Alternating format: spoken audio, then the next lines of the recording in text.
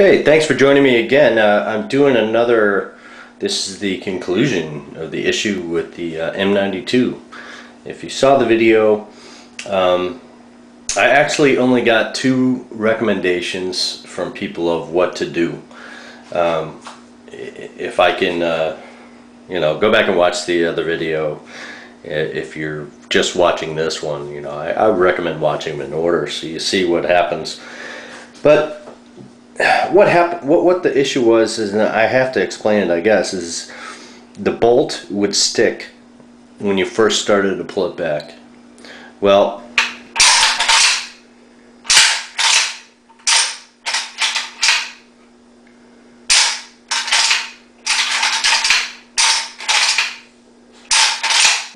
what I found was I looked at the gas tube, and I had played with the gas tube a little bit. Of course I took the wood off to stain it and everything. I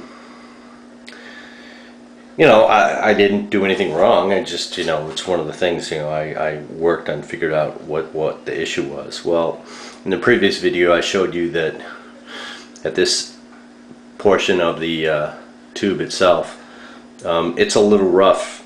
Obviously the machining is rough on both sides, and if you can see, you probably can't, but maybe I'll take some pictures so you can see closer. You see right here, there's a separation. These are bands that go around this curve here. It's like a thickening. To me it looks like it's actual tube inside of a tube inside of a tube type of thing. So like 1, 2, 3, and then the outer of the buffer tube itself, or whatever this cap is that it's been put on. Well, there's a separation. I can actually put my fingernail in there, and the issue that I was having is that if I looked through the tube, like, let's see if I can do this here. If I look through the tube, yeah, if you look at the other video, I have photos. Maybe I'll throw in some photos here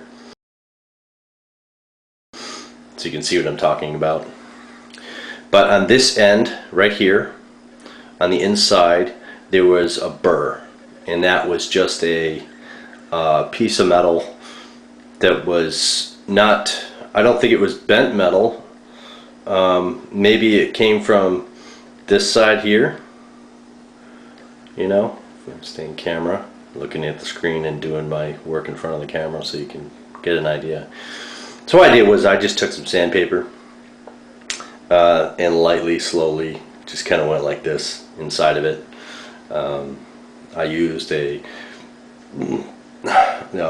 a dowel, small dowel, wrapped it with some fine sandpaper, and then just went back and forth, back and forth, back and forth, very little bit, and did a little rotation, applying pressure just to this corner, this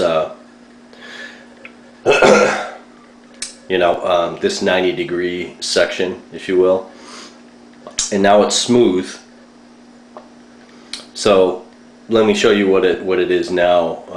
If you compare the two on what it was like to rack back and forth.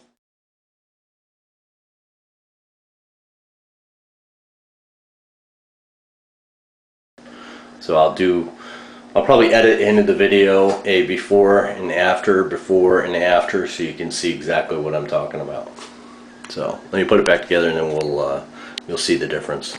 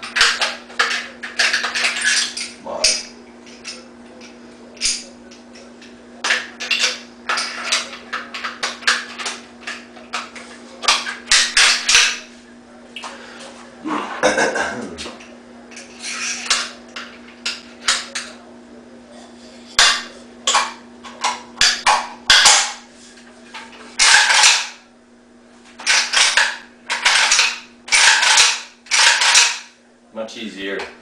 Not getting any stop, no slow drag. Spring tension is fine, but before it was like now it's completely free, which is the way it's supposed to be. So taking off that little piece of material on the tube is what was the cure. It probably could have just worn itself off by shooting more frequently, but again, all it would have done was scratch the hell out of my bolt. So yeah, I think I've saved some wear and tear on the bolt by doing it how I did. So yeah, good to go. Also, recent addition, this guy, Romanian drum. This is now a 12-pound gun, 75 rounds. I'm not going to rack it back because of obvious reasons. I have it loaded, but I don't have it tensioned. So yeah, can't wait to take this to the range. So I got cut off before I could say thanks for watching. I'm glad I asked for some help on YouTube. I got some assistance, and I really do appreciate it. It's the assistance is kind of what I expected. I was kind of looking.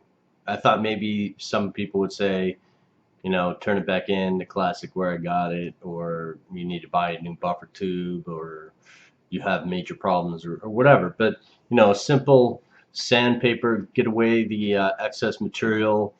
Through machining, I'm sure is what it was. I don't think it's any type of breakdown because I haven't put enough rounds through it to damage it.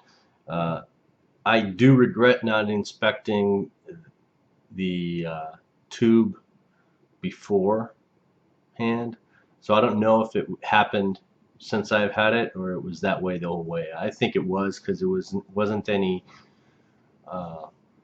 It didn't look new. That's all I can say. The markings did not look new. It looked like it was machining. So again, in conclusion, hey, thanks for watching. Subscribe if you haven't subscribed to me already.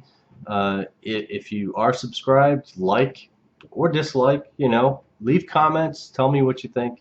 Again, I don't claim to be a professional at this stuff or firearms or even dog training or whatever the heck you want. But I do just tell it like I see it. So, hey, thanks for watching. See you next time.